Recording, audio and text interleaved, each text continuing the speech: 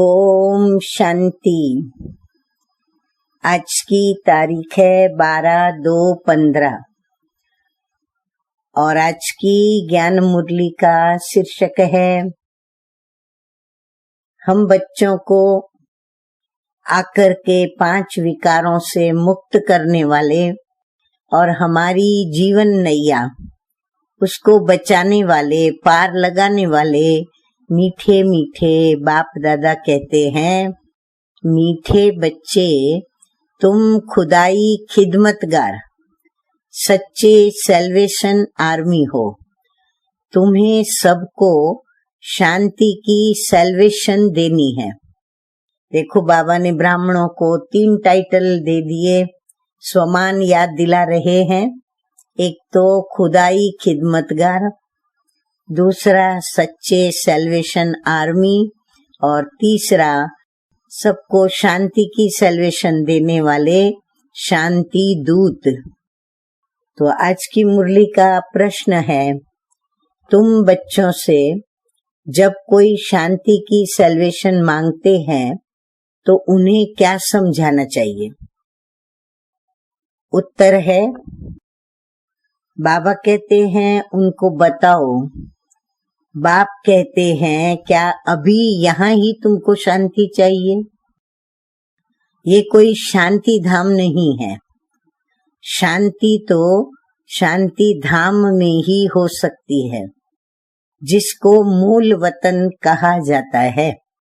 आत्मा को जब शरीर नहीं है तब शांति है।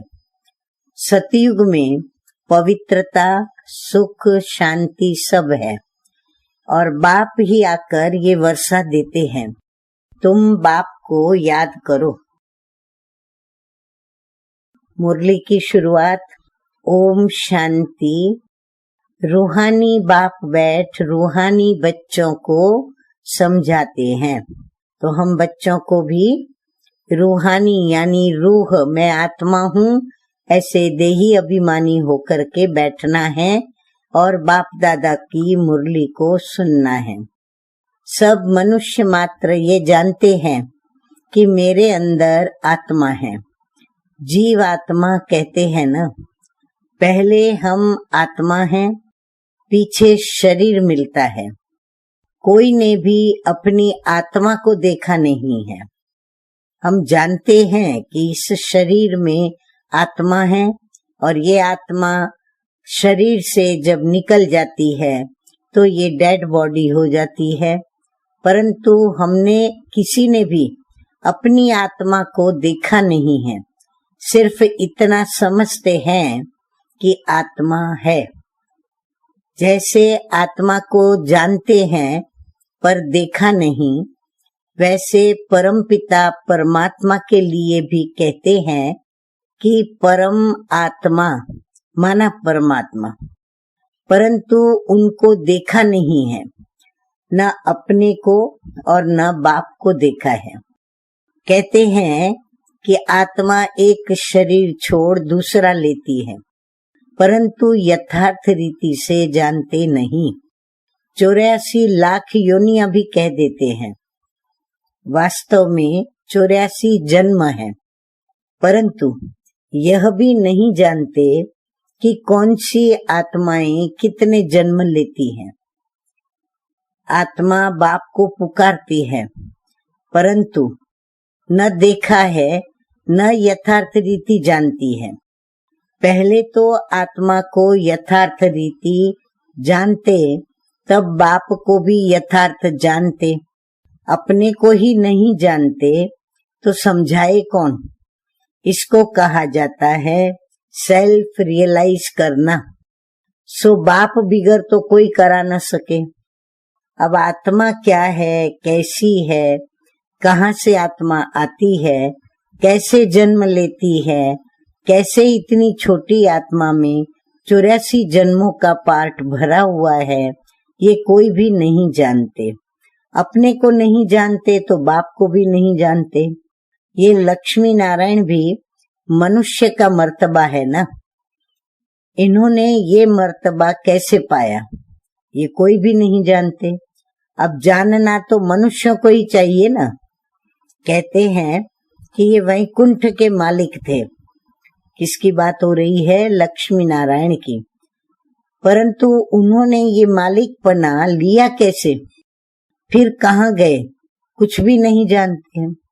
अब तुम तो सब कुछ जानते हो, आगे कुछ भी नहीं जानते थे। जैसे बच्चा पहले जानता है क्या कि बैरिस्टर क्या होता है, पढ़ते पढ़ते बैरिस्टर बन जाता है। तो ये लक्ष्मी नारायण भी पढ़ाई से बने हैं। बैरिस्टरी, डॉक्टरी आदि सबके किताब होते हैं ना, इनका किताब फिर है गीता। वो भी किसने सुनाई, राजयोग किसने सिखाया, ये कोई नहीं जानते। उसमें नाम ही बदल दिया है, शिव जयंती भी मनाते हैं। तो वही आकर तुमको कृष्णपुरी का मालिक बनाते हैं। कृष्ण स्वर्ग का मालिक था ना, परंतु स्वर्ग को कोई जानते नहीं तो क्यों कहते कि कृष्ण ने द्वापर में गीता सुनाई। कृष्ण को द्वापर में ले गए हैं, लक्ष्मी नारायण को सतयुग में, राम को त्रेता में। उपद्रव लक्ष्मी नारायण के राज्य में कभी नहीं दिखाते, कृष्ण के राज्य में, कंस और राम के राज्य में रावण आदि दिखाए हैं। अब ये किसी को भी पता नहीं कि राधे कृष्ण ही लक्ष्मी नारायण बनते हैं। बिल्कुल ही अज्ञान अंधियारा है। अज्ञान को अंधियारा कहा जाता है, ज्ञान को रोशनी कहा जाता है। अब सोजरा करने वाला कौन? वो है बाप। ज्ञान को दिन और भक्ति को रात कहा जाता है। अभी तुम समझते हो भक्ति मार्ग भी जन्म जन्मांतर से चलता आया है और सीढ़ी आत्मा नीचे उतरती आई है, कला उसकी कम होती जाती है, मकान नया बनता है, फिर दिन प्रतिदिन आयु कम होती जाएगी। जब पुराना हुआ तो उनको पुराना ही कहेंगे। बच्चों को तो पहले ये निश्चय चाहिए कि ये सर्व का बाप है, जो ही सर्व की सद्गति करते हैं। सर्व के लिए पढ़ाई भी पढ़ाते हैं, सर्व को मुक्ति धाम भी ले जाते हैं। बाबा महिमा सुना रहे हैं कि शिव बाबा की महिमा में हम क्या कहते हैं। तो बाबा कहते हैं कि तुम्हारे पास एम ऑब्जेक्ट है, तुम ये पढ़ाई पढ़कर जाए अपनी गद्दी पर बैठेंगे, बाकी सब को मुक्ति धाम ले जाएंगे। चक्र पर जब समझाते हो तो उसमें दिखाते हो कि सतयुग में ये अनेक धर्म है नहीं। उस समय वह आत्माएं निराकारी दुनिया में रहती हैं। ये तो तुम जानते हो कि ये आकाश एक पोलार है। वायु को वायु कहेंगे, आकाश को आकाश, ऐसे नहीं कि सब परमात्मा है। मनुष्य समझते हैं कि वायु में भी भगवान है, आकाश में भी भगवान है। अब बाप बैठ सब बातें समझाते हैं। बाप के पास जन्म तो लिया, परंतु फिर पढ़ाते कौन है? बाप ही फिर रूहानी टीचर बन के पढ़ाते हैं। वही हमारे परमपिता जहाँ हम जन्म लिया, फिर वही परमपिता परमात्मा हमारे रूहानी टीचर बनकर हमको पढ़ाते हैं। बाबा कहते हैं अच्छा पढ़कर पूरा करेंगे तो फिर साथ ले जाएंगे, फिर तुम आएंगे वापस पाठ बजाने। सतयुग में पहले पहले तुम ही आए थे, अब फिर सब जन्मों के अंत में आकर के तुम पहुंचे हो, फिर वापस पहले आएंगे। अब बाप कहते हैं दौड़ी लगाओ, यानी पुरुषार्थ तीव्र गति से करो, अच्छी रीति से बाप को याद करो, औरों को भी पढ़ाना है।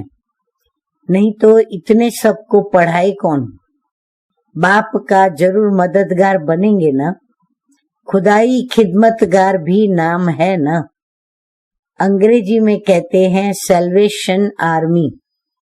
कौन सी सैल्वेशन चाहिए? तो सब कहते हैं कि शांति की सैल्वेशन चाहिए।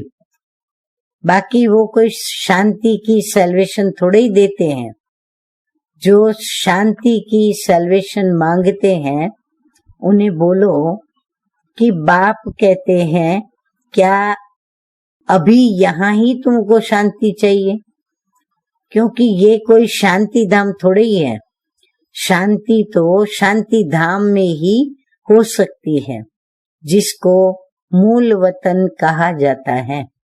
आत्मा को शरीर नहीं है तो शांति में है। फिर बाप ही आकर के ये वर्षा देते हैं।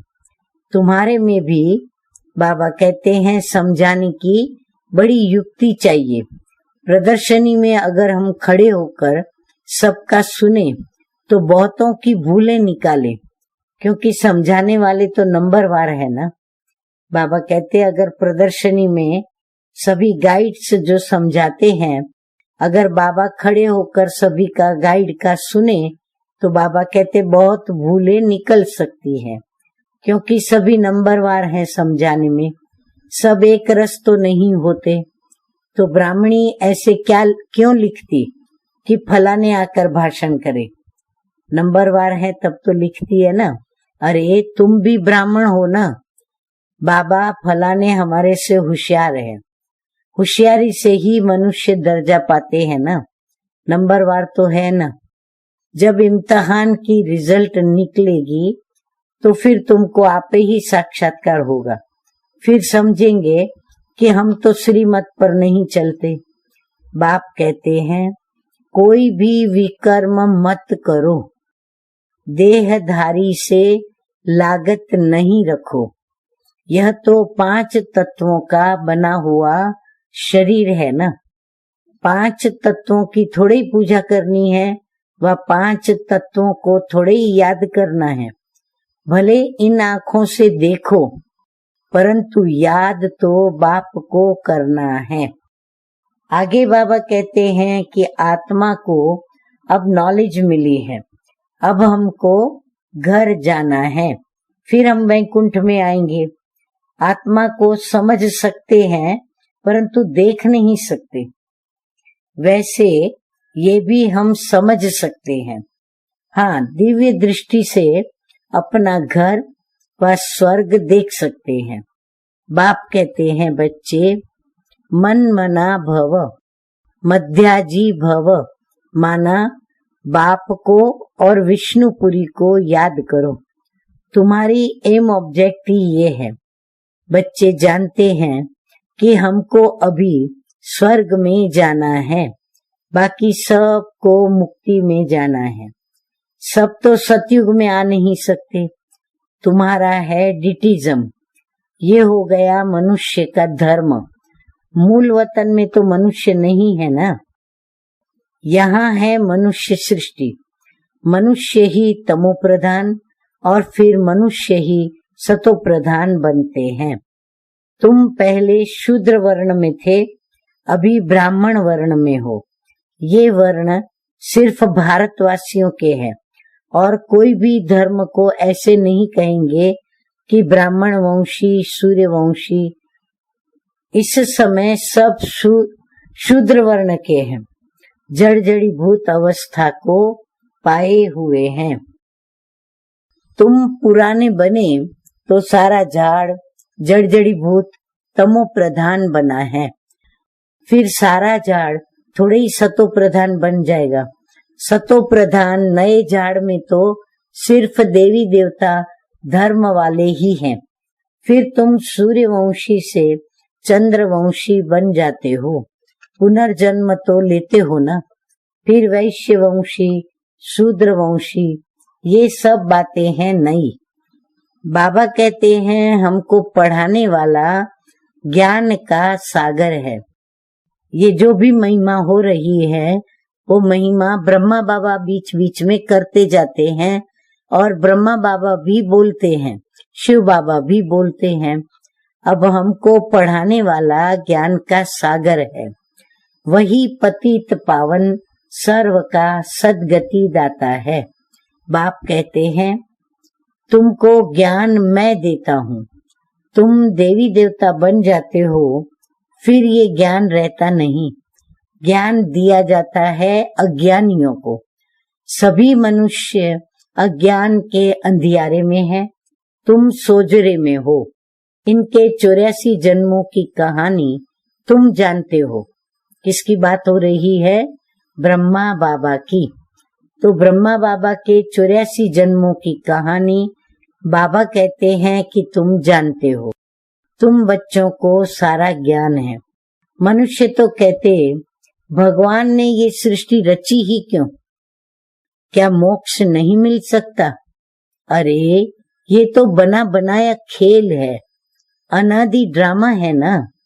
तुम जानते हो आत्मा एक शरीर छोड़ जाकर दूसरा लेती है, इसमें चिंता करने की दरकारी ही क्या।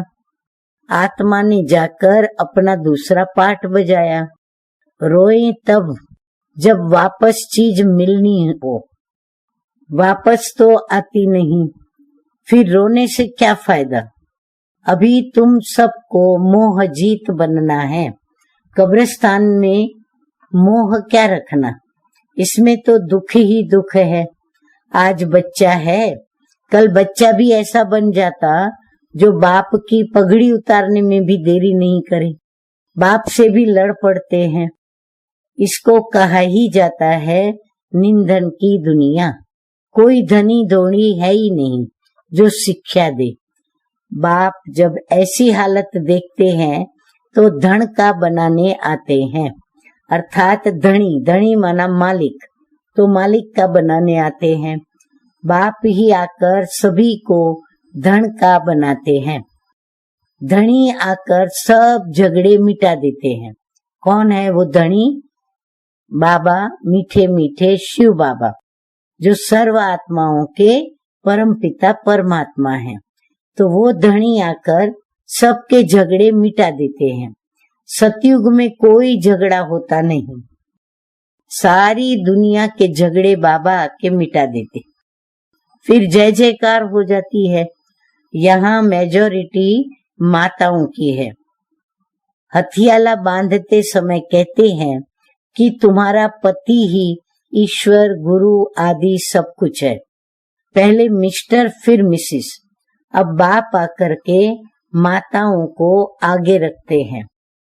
तुम्हारे ऊपर कोई जीत पा न सके, तुमको बाप सब कायदे सिखला रहे हैं।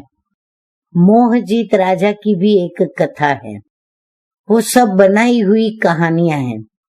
सतयुग में तो अकाले मृत्यु होती ही नहीं, समय पर एक शरीर छोड़ दूसरा ले लेते हैं। साक्षात्कार होता है कि अब ये शरीर बूढ़ा हुआ है, फिर नया लेना है, फिर छोटा बच्चा जा करके बनना है, तो खुशी से शरीर छोड़ देते हैं। बाबा कहते सतयुग में क्या होता है, जब वो बूढ़े होते हैं तो उनको साक्षात्कार होता है कि अभी आपको ये शरीर छोड़कर और नया लेना है, और फिर से आपको छोटा बच्चा जाकर के बनना है। तो वो खुशी से वहां शरीर छोड़ते हैं। यहाँ तो भले कितने भी बूढ़े होंगे, रोगी होंगे, और समझेंगे भी कि कहाँ ये शरीर छूट जाए तो अच्छा है, फिर भी मरने के समय रोएंगे जरूर। बाप कहते हैं अभी तुम ऐसी जगह चलते हो जहाँ रोने का नाम नहीं, वहां तो खुशी ही खुशी रहती है। तुमको कितनी अपार बेहद की खुशी रहनी चाहिए। अरे हम विश्व के मालिक बनते हैं। भारत सारे विश्व का मालिक था, अभी तो टुकड़ा टुकड़ा हो गया है। तुम ही पूज्य देवता थे, फिर पुजारी बनते हो। भगवान थोड़े ही आप ही पूज्य, आप ही पुजारी बनेंगे। अगर वह भी पुजारी बने तो फिर पूज्य कौन बनाए? तो ड्रामा में बाप का पार्ट ही अलग है, क्योंकि ज्ञान सागर एक ही है, उस एक की ही महिमा है। जबकि ज्ञान का सागर है तो वो कब आकर ज्ञान देवे जो सर्व की सदगति हो। तो बाबा जरूर, बाबा को यहाँ आना पड़े। पहले तो बुद्धि में ये बिठाओ कि हमको पढ़ाने वाला कौन है। त्रिमूर्ति का चित्र, गोले का चित्र अर्थात चक्र, सृष्टि चक्र का चित्र और झाड़ का चित्र, बाबा कहते हैं ये मुख्य चित्र है। झाड़ को देखने से झट समझ जाएंगे कि हम तो फलाने धर्म के हैं, हम सतयुग में आ नहीं सकते। तो ये चक्र तो बहुत बड़ा होना चाहिए, लिखत भी पूरी हो। शिव बाबा ब्रह्मा बाबा के द्वारा देवता धर्म यानी नई दुनिया की स्थापना कर रहे हैं। शंकर द्वारा पुरानी दुनिया का विनाश, फिर विष्णु द्वारा नई दुनिया की पालना कराते हैं। तो ये सिद्ध हो जाए। बाबा कहते चित्रों के नीचे ये लिखत भी बड़ी स्पष्ट होनी चाहिए जिससे वो सिद्ध हो जाए। ब्रह्मा सो विष्णु सो ब्रह्मा, दोनों का आपस में कनेक्शन है ना। ब्रह्मा सरस्वती सो फिर लक्ष्मी नारायण बनते हैं। चढ़ती कला एक जन्म में ही होती है और फिर उतरती कला में 84 जन्म लगते हैं। अब बाप कहते हैं वो शास्त्र आदि राइट है, वह मैं राइट हूँ। देखो कितनी निर्माणता से बाप हम बच्चों को जज बना करके पूछते हैं कि जो शास्त्रों में आपने सुना वो सब राइट बातें हैं या मैं राइट बताता हूँ। सच्ची सत्यनारायण की कथा तो मैं सुनाता हूँ।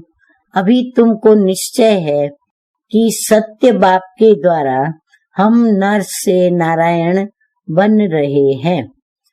पहली मुख्य यह भी एक बात है कि मनुष्य को कभी बाप, टीचर, गुरु नहीं कहा जाता। गुरु को कभी बाबा व टीचर कहेंगे क्या? यहाँ तो शिव बाबा के पास जन्म लेते हो, फिर शिव बाबा तुमको पढ़ाते हैं, फिर साथ भी ले जाएंगे। अब मनुष्य तो ऐसा कोई होता नहीं जिसको बाप, टीचर, गुरु तीनों कहा जाए। माना एक में ही बाप भी हो, टीचर भी हो और वही गुरु हो। ये तो एक ही बाप है जिसको कहा जाता है सुप्रीम फादर। लौकिक बाप को कभी सुप्रीम फादर नहीं कहेंगे। सब याद फिर भी उस बाप को करते हैं।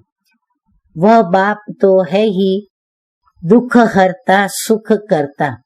दुख में सब उनको याद करते हैं, सुख में कोई नहीं करते। तो वह बाप ही आकर स्वर्ग का मालिक बनाते हैं।